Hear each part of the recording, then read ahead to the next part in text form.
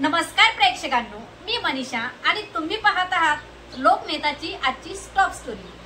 आजची स्टोरी म्हणजे शेतकऱ्याच्या घामाचं सोनं, पण शासनाच्या नजरेत त्याची किंमत फक्त आणि फक्त 18,000 रुपये। हो, आज आपण बोलतोय त्या शेतकऱ्याबद्दल जो पावसाच्या थेंबात आशा शोधतो आणि विजेच्या बिलात न्याय हरवतो। जमिनीचा राजा म्हणतात त्याला, पण खिशात मात्र सरकारच्या कर्जाचा हुकूम असतो। घामानं ओलसर झालेलं अंग आणि नशिबानं ओलसर झालेलं आयुष्य, हाच आपल्या महाराष्ट्राच्या शेतकऱ्याचा आजचा चेहरा आहे। एका एकरी शेतीसाठी आज खर्च किती आहे माहित आहे का तुम्हाला? 30 ते 40,000 रुपये। खत, बियाणं, औषधी, मजुरी, पाणी, वीज सगळ्यांचा आकडा बघा आणि मग सरकार काय देतंय ते ऐका। एका हेक्टरी 18,500 ते 32,500 इतकी तोडकी म्हणू। आणि प्रश्न असा उभा राहतो, आकड्यांनी शेतकऱ्यांच्या जखमांना मलम लागणार का, की ही केवळ निवडणुकीपूर्वीची साठवण रक्कम आहे? शेतकरी सांगतो, साहेब माझं पीक वाहून गेलंय, बियाणं गेलंय, खत गेलंय, जमीन ओली पडली, मग या 18,000 रुपयात मी काय वाचू? पीक, घर की लेकरं? दुसरा शेतकरी म्हणतो, विमा काढतो पण नुकसान आलं की कंपनी फोनही उचलत नाही। तिसरा रडतो, कर्ज घेतलं पेरणीला, आता काढणीला काय राहिलंय? केवळ कर्जाचं ओझं।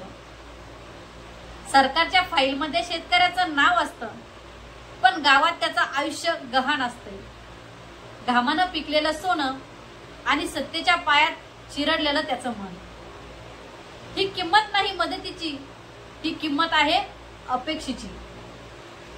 सरकार म्हणतंय आम्ही मदत केली, पण विचार करा, जर एका हेक्टरचा खर्च 60,000 पर्यंत जातो आणि मदत तर फक्त 18,500 मिळते, तर उरलेली 40,000 शेतकरी आणणार कुठून? त्यासाठी ना खासगी बँक आहे, ना सरकारचा कर्जमुक्ती योजनेचा आधार आहे। कर्ज मिळालं तर व्याजाने मिळालं जातं, मदत मिळाली तर फाईल मध्ये अडकते। आणि अशात दररोज शेतकरी आत्महत्या करतात। अहवालात सांगतो, महाराष्ट्रात दरवर्षी 3,000 पेक्षा जास्त शेतकरी आत्महत्या करतात। हा केवळ आकडा नाही, ही एक व्यवस्थेची शवयात्रा आहे।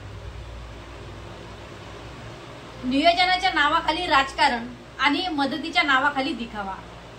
शेतकऱ्याच्या दुःखावर भाषण होतंय, पण ज्या शेतात सरकार गेलंय पाहायला, ओलसर जमिनीचा नुसता चिखल नाही, तिथं आहे त्याच्या आयुष्याचा पुरावा।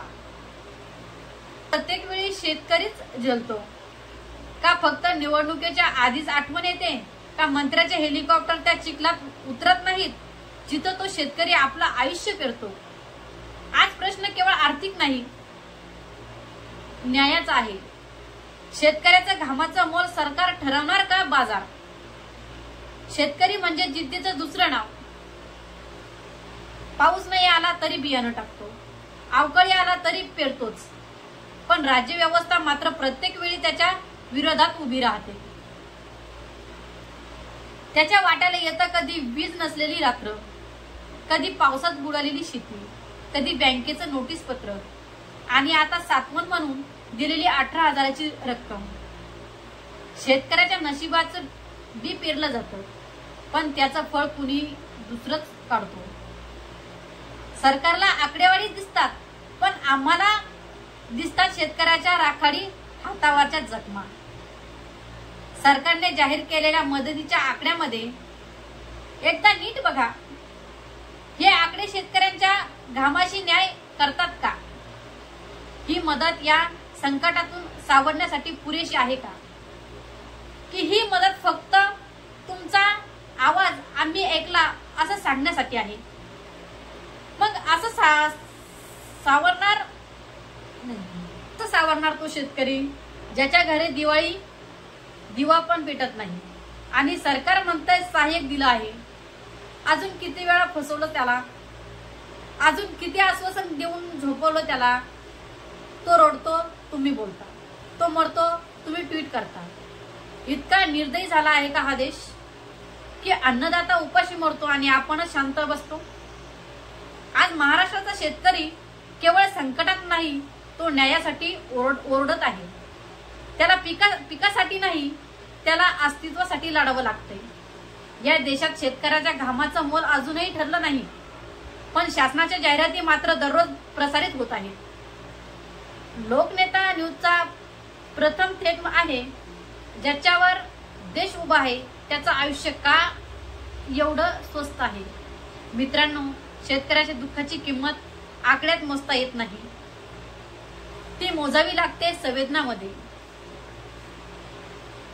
त्याच्या घामाने भिजलेल्या भूमीचं सोनं जपायला शिका, नाहीतर एक दिवस भूमीच रडेल.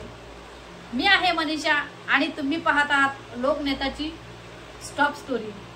पुन्हा भेटूया पुढच्या भागात. तोपर्यंत शेतकऱ्यांच्या बाजूने उभं राहणं विसरू नका. नमस्कार.